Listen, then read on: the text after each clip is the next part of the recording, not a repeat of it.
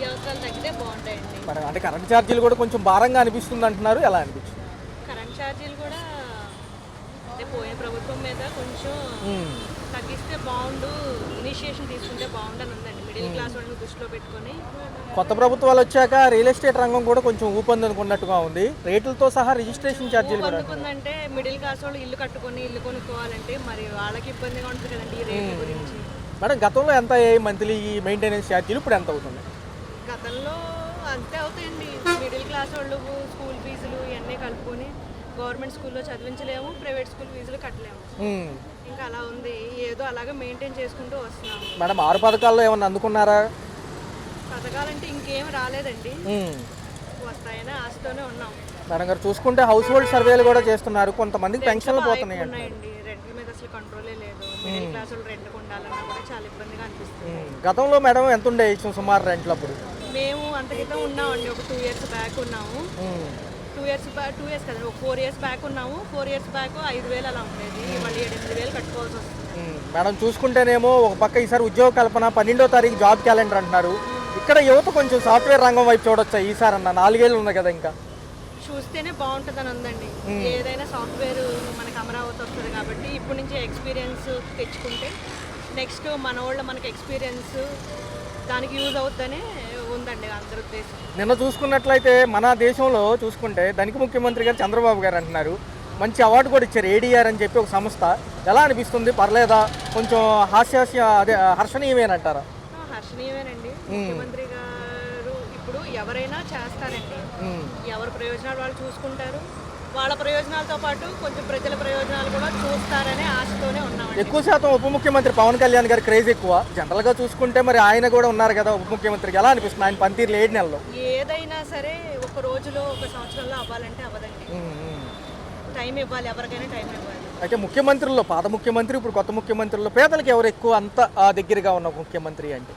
పేదలకి అంటే చంద్రబాబు నాయుడు గారు ఉంటారండి పేదలకి. కాకపోతే జగన్ గారు చూసుకున్నట్లయితే ఎక్కడా కనిపించలేదండి, అభివృద్ధి కనిపించలేదనే అంటున్నారు. చూద్దామండి, చంద్రబాబు నాయుడు గారు చేస్తారనే ఉంది, పవన్ కళ్యాణ్ గారు చేస్తారనే ఉంది. మేడం ఈసారి కేంద్రం కూడా గట్టి సపోర్ట్ ఉంది, మనకి సపోర్ట్ ఉండాలండి, ఉండాలి. ఇప్పుడు రాజధాని లేని రాష్ట్రం కింద అందరూ అనుకుంటూ ట్రోల్స్ చేస్తూ ఉన్నారు. మన రాజధాని మనకు రావాలి, మన యువతకు ముందు ప్రిఫరెన్స్ ఇవ్వాలి.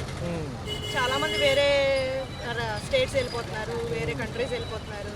వాళ్ళందరినీ ఆ పవర్ అంతా మనం యూజ్ చేసుకుంటే బాగుంటుందని ఉంది. ఇంకోటి మేడం మహిళలకి ఏంటంటే కొంచెం శుభమైన విషయం ఏంటంటే ఉగాది నుంచి కూడా మహిళలకు ఉచిత బస్సుతో పాటు మహిళలకు 1,500 ఇస్తామన్నారు, అది ఇస్తారంటున్నారు.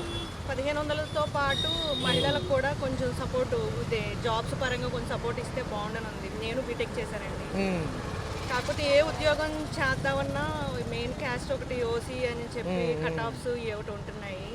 దాని గురించి కొంచెం శ్రద్ధ తీసుకుని కొంచెం ఓసీ వాళ్ళకి కట్ ఆఫ్ తీసేసిన మగపిల్లలు కూడా చాలా ఇబ్బంది పడుతున్నారండి. ఓసీ అంటే వీళ్ళ చూడండి, మిగతా వాళ్ళకి 300 కట్ ఆఫ్ అనుకోండి, మనకి 500, మాకు 500 అలా ఉంటుంది. వాళ్ళని మనమేం అనట్లేదండి, మనకు కూడా కొంచెం కట్ ఆఫ్ తగ్గించి కొంచెం ఇది కల్పిస్తే బాగుండు అన్నట్టు ఇదిగా. ఒక పక్క డిఎస్సి నోటిఫికేషన్తో పాటు 20 లక్షల ఉద్యోగ కల్పన అన్నారు, 4 ఏళ్ళలో ఇస్తామంటున్నారు. ఈ నెల 12వ తారీఖేమో జాబ్ క్యాలెండర్ అంటున్నారు మేడం. మొన్న కూడా 28వ తారీఖున సిద్ధార్థ కాలేజీలో జరిగిందండి. యూజ్ చేసుకుంటే బాగుంటుందనే ఉంది. యూత్ అనేవాళ్ళు యూజ్ చేసుకుని ఎందులో కొంత సెటిల్ అయితే ముందు ఎక్స్పీరియన్స్ గెయిన్ చేసుకుని తర్వాత మనమే డెవలప్ అయ్యే ఇది ఉంది కదండి. అమరావతి మనకి దగ్గరగానే ఉంది కదా. గత ముఖ్యమంత్రి గారేమో సంక్రాంతి అనంతరం ప్రజల్లోకి వస్తానంటున్నారు. పథకాల విషయం ఇంకా అమలు అవ్వట్లేదు, 7 నెలలు అయిపోతుంది, కొత్త సంవత్సరం వచ్చింది. టైం పడుతుందండి. ఇప్పుడు ఏదైనా సరే మన రాజధాని లేదు కదా, మనం కూడా కొంచెం సపోర్ట్ చేస్తూ ఉండాలి. టైం పడుతుంది కదండి. ఇప్పుడు మనం అభివృద్ధి చేసుకోవాలి, మన రాజధాని అభివృద్ధి చేసుకోవాలి, మన రాష్ట్రాన్ని అభివృద్ధి చేసుకోవాలి. కొన్నాటికి అడ్జస్ట్ అయితేనే బాగుంటుందని ఉందండి. అక్కడ మా ప్రభుత్వం దగ్గర డబ్బులు లేవు, డబ్బులు ఏదో రంగు వచ్చి చేయాలా. కరెంట్ ఛార్జీలు, హెల్మెట్ అంట. అవును సార్, ఎక్కడ చూసినా పోలీసులు కేసులు రాసేస్తున్నారు. కేసులు ఇలా ఈ డబ్బులు వసూలు చేసి ఏదైనా కొత్త పథకాలు ఉపయోగిస్తారు సార్. రైతులకి ఎలా ఉంది? ఇంకా ధాన్యం గిట్టుబాటు లేదంటున్నారు. రైతులకి ధాన్యం గిట్టుబాటు లేదంటే ఉన్నమాట ఎరువులు ఈ రేట్లు పెరిగిన మాట వాస్తున్నాయి. దానివల్ల మనకి రైతులకు గిట్టుబాటు ధర రావట్లే.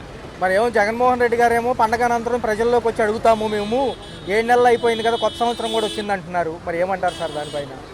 ఏమడుగుతారైనా ఆయన వచ్చి జనంలో వచ్చి పాదయాత్రగా అడుగుతారంట పథకాలు ఎందుకు అమలు అవ్వట్లేదని. ఇంకా ఎందుకు అమ్మ అవ్వట్లేదంటే మరి ఇప్పుడు ఆడు ఉన్నప్పుడు ఏం పెట్టాడు, ఉన్న డబ్బులు మొత్తం తీసుకొచ్చి జనానికి ఆ పథకం ఈ పథకం పెట్టినమాట వాస్తవం పెట్టాడు, బాగానే ఉంది.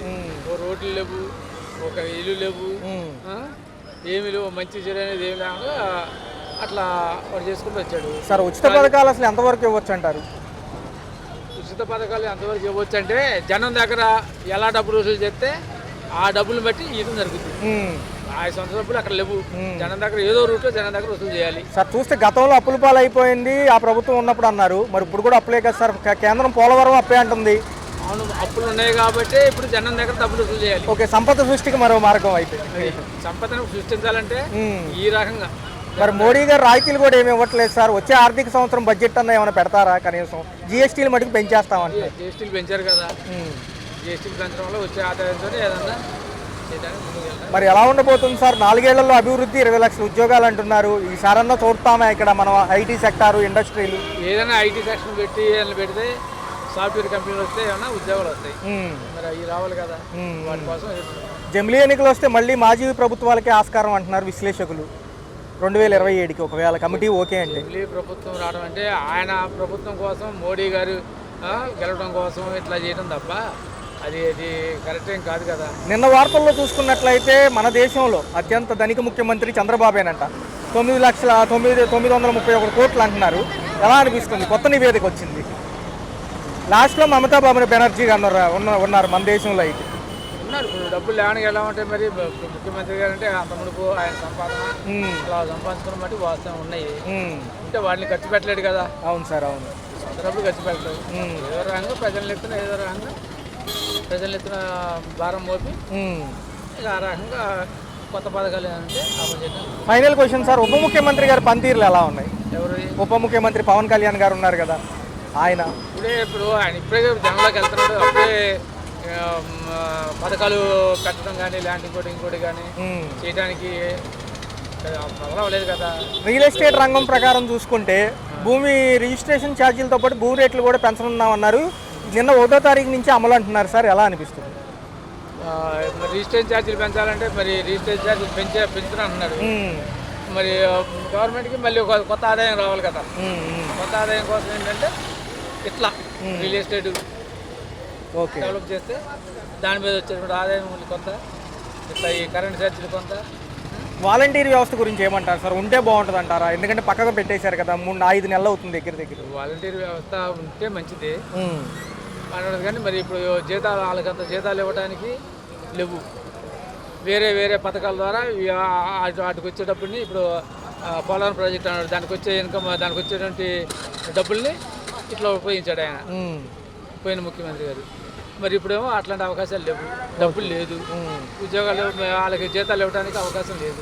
ఉగాది నుంచి ఇచ్చే పథకాలు ఎలా ఉన్నాయి సార్? మహిళలకు ఉచిత బస్సు 1500, నిరుద్యోగ భృతి 3 అమలు చేస్తామంటున్నారు ఉగాది నుంచి. ఆయన అంటాడు ఉద్యోగులు అంటాడు, కానీ ఖజానాలో డబ్బులు లేవంటున్నారు. బస్సు ఎందుకు నాకు అర్థం కాలేదు. ఇప్పుడు మన పని ఉంది, వెళ్తున్నప్పుడు టికెట్ కొనుక్కొని వెళ్ళాలి. ఉచితంగా పెట్టడం దానివల్ల ఏంటి ఉపయోగం ఏంటి? Okay sir, okay. కొంత రాయితీలు ఇస్తే బాగుంటుంది అంటారు. ఏదో కొంత ఇప్పుడు పూర్తి ఉచితం అనుకోండగా, మహిళలకు ఉచితం అనుకోండగా, సరే సగం ఆఫ్ టికెట్ అని చెప్పేసి అలా పెట్టిన కొంత రాష్ట్ర రోడ్డు రవాణా సంస్థ దిగాల్లో పడిపోవడం జీతాలు ఇవ్వడం ఉంటుంది. Right sir, right. ఇస్తామంటున్నారు, ఎలా అనిపిస్తుంది? నాకైతే ఎంతవరకు చాలా చేస్తారని అనిపించిందండి. అంటే చంద్రబాబు నాయుడు గారు హామీల్లో వర్క్లో బాగుంటుంది, కానీ హామీల్లో కొద్దిగా ఏదైనా వెనకడుగా ఉంటుంది. సో గతంలో 9 పథకాలు, ఇప్పుడు 6 పథకాలు. మరి పోస్తే లోటు బడ్జెట్లో ఉన్నారు వీళ్ళు కూడా. మరి గత ప్రభుత్వాలు కరోనాలో మేము ఇచ్చామంటున్నారు, మరి ఎలా సార్ ఇప్పుడు కొంచెం అది 7 నెలలు అయిపోయింది కదా దగ్గర. అది వాస్తవేనండి. అయితే కొన్ని తప్పులు జరిగినప్పుడు సరిదిద్దుకుంటే వాళ్ళకి అవకాశం ఉంది. ఇప్పుడు చంద్రబాబు నాయుడు గారు ఏంటంటే గతంలో జరిగిన తప్పులు జరిగాయని ప్రజలకు చెప్పుకుంటానికి అవకాశం ఉంది. కాబట్టి ఏదైనా ఆయన టోటల్గా పథకాలు ఇచ్చేటప్పుడు కొద్దిగా వెనకడుగు మనస్తత్వం. అదే అత్యంత ధనిక ముఖ్యమంత్రిగా ఆయనకి అవార్డు కూడా ఇచ్చారు. నిన్న ADR అని చెప్పి ఒక సంస్థ ఉంది, మన దేశంలోనే అత్యంత ధనిక ముఖ్యమంత్రిగా ఈడ. లాస్ట్ ఏమో మమతా బెనర్జీ గారంట. ఎలా అనిపిస్తుంది సార్, పర్లేదా? అంటే ఆయన అత్యంత ధనిక ముఖ్యమంత్రి అడ్మినిస్ట్రేటరే అంటే- కానీ ఆయన తప్పు పట్టలేనంత గొప్పవాడు ఏం కాదండి. ఎందుకంటే 2 ఎకరాల కుటుంబం నుంచి వచ్చి ఆయన ఆ స్థాయికి వెళ్ళాడు. ఎందుకంటే వారి కమ్యూనిటీ పరంగా బలాలు ఉన్నాయి, అవునవును. కొన్ని అవి ఒప్పుకోవాల్సింది ఏముంది. ఈ 937 కోట్లు అండి సార్ ఇప్పుడు వరకు. నిన్న ఏడీఆర్ అనే సంస్థ కొంచెం దీని మీద కొంచెం చేసి ఏదైతే సర్వే చేసి చెప్పింది. అయితే ఏంటంటే మరి ఒక పక్క ఎలా అనిపిస్తుంది, ఇది జనవరి 27 నుంచి కూడా మాజీ ముఖ్యమంత్రి గారు ప్రజల్లోకి వస్తానంటాడు ఆయన పాదయాత్రగా. అవునండి. మరి ఎలా అనిపిస్తుంది సార్? ఒక పక్క చూసుకున్నట్లయితే కొత్త అంటే ఆయన గురించా ఈయన గురించి అండి? మీ మామూలుగా ఏదైనా చెప్పొచ్చు, కాకపోతే అంశాలు అవన్నీ చెబుతున్నా. అంశాలంటే జగన్మోహన్ రెడ్డి గారు మాత్రం ప్రజల నమ్మకాన్ని కోల్పోలేక ఆయనే చేసుకున్నారు. ఆయన పోయి ఆయన తవ్వుకుంటారు తెలుగులో అన్నట్టు. అది ఆయన తప్పు. ఈయన గొప్పవాడు కాకపోతే ఈయన గొప్పవాడి కింద కొలవాల్సి వస్తుంది ఆయన చేసిన తప్పుని వల్ల. ఇతను గొప్ప అంటే మంచి అడ్మినిస్ట్రేటరే, కాదని అంటలేదు. ఏదైనా మన దురదృష్టం అండి సార్. మరి చూసుకుంటే మనకి నిజాయితీ ఇప్పుడు యోగి ఆదిత్యనాథ్ లాగా, లేదంటే గతంలో ప్రకాశ్ పంతులు లాగా అసలు ప్రజలు ఏమన్నా అంటే నేనున్నాను వ్యక్తిగతంగా లైన్లో వెళ్ళాలంటాను, కానీ మా తమ్ముడు ఉన్నాడు కెమెరామెన్ నేను అని రికమెండేషన్. ఏమంటే గుడికి వెళ్తాను, నీతులు చెప్తాను, మా వాడు ఇయ్యగా ఉన్నాడు. అసలు ప్రజల్లో రావాలి సార్. రోడ్డు ఉంది, క్రమశిక్షణగా మనం పెట్టుకున్న చట్టాలు మనం గౌరవించకపోతే నాయకుల్ని సమాజాన్ని కామెంట్ చేయడానికి ఎంతవరకు అర్హత ఉందండి మనకి? ముందు మనకి ప్రతి ఒక్కరూ మారాలి. చూసుకుంటే సార్ ఏదైతే ఉందో ఈ నెల 12వ తారీఖు జాబ్ క్యాలెండర్ విడుదల చేస్తామంటున్నారు. యువతకు మంచిదేనా ఈసారి? ఆ విషయంలో అండి నరేంద్ర మోడీ పనికిమాలని అంటే అటెండర్ జాబులు ఇచ్చి అవి పెద్ద అంటే అటెండర్లు అని నేను తక్కువగా అంటలేదు, మరి చిన్న 1000 రూపాయలు 5000 10,000 జీతాలు ఇచ్చండి. 5,000కి జోడి చొక్కా రావట్లేదు సార్. జగన్ గారు లక్షల ఉద్యోగాలు ఇచ్చాను అన్నాడు, నరేంద్ర మోడీ గారు 10 లక్షలు ఇచ్చానని నేను మొన్న 4 రోజుల క్రితం మీటింగ్లో చెప్తున్నారు. ఇదంతా మోసమే సార్. విలువలు కావాలి సార్, క్వాలిటీ ఎడ్యుకేషన్ కావాలి. ప్రజల ముందు నడవడిక మన చట్టాలను గౌరవించడం, సమాజంలో నడిచి ఈ విధానాలు రావాలి తప్ప ఉచితంగా ఇచ్చి ఎవరికి కావాలి సార్? ప్రతి పిల్లలను కూడా ఏమన్నా గొప్పవాళ్ళు అవ్వడానికి దొంగ పిల్లలు బాగా అవ్వాలనుకుంటారు తప్ప దొంగ అవ్వాలని అనుకోవాలి. సెంట్రల్ గవర్నమెంట్ సంబంధించి జమిలీ ఎన్నికలు కనుక 2027లో వస్తే వాళ్ళు అనుకున్నట్టుగా కమిటీలో ఆమోదం పొంది మళ్ళీ ప్రతిపక్షాలకు ఆస్కారమే అని విశ్లేషకులు అంటున్నారు. ప్రతిపక్షాలు ఊపందుకుంటాయా మరి? అది ఇప్పుడున్న పరిస్థితులు ఎలాగ సాగితే మాత్రం ప్రతిపక్షాలకి అవకాశం ఇచ్చినట్టేనండి. కానీ ఆ ప్రక్రియ అన్నది మంచిది అన్నట్టు. కానీ ప్రజాస్వామ్యంలో జమిలీ ఎలక్షన్ అనేది అప్పటికి నాకు తెలిసినంతగా జయప్రకాష్ నారాయణ గారు 20 సంవత్సరాల క్రితం దీని గురించి అనేవారు. కానీ ప్రతిపక్షాలకి అన్నది కాదు, కానీ చిన్న పార్టీలకి దెబ్బని నా అనుభవపూర్వకంగా నాకు తెలుస్తుందండి. అంటే కొత్త సంవత్సరంలో అభివృద్ధి పనులతో పాటు మిగిలిన పథకాలు కూడా పరుగులు పెట్టిస్తామంటున్నారు. మరి ఇప్పుడు ఇంతవరకేమో శ్రీలంక బీహార్ అయింది, మరి అప్పులు తెస్తానంటున్నారు. ప్రపంచ బ్యాంకు 8,600 కోట్లు అప్పే. ఇప్పుడు ఏదైతే పోలవరం నిధులు ఇవి కూడా అప్పేనంటున్నారు కేంద్రం. చంద్రబాబు నాయుడు గారి ప్రభుత్వానికి మొదటి నుంచి మీడియా దన్ను ఎక్కువ సార్, వాస్తవం మాట్లాడాలంటే. ఎందుకంటే నేను తెలుగుదేశం కార్యకర్తనే. అంటే అలాగని దానికి ఏమి వెళ్ళను. నేను స్వభావరీత్యా మొదట దేశం కోసం సమాజం కోసం.